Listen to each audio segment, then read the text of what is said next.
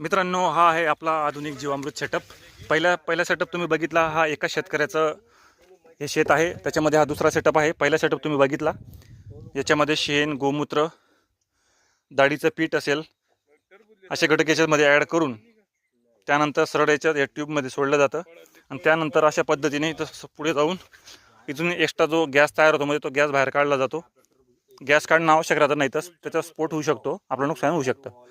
त्यानंतर इथं पुढे यात अशा पद्धतीने जीवामृत अशा पद्धतीने जीवामृत आपण कलेक्ट करतो.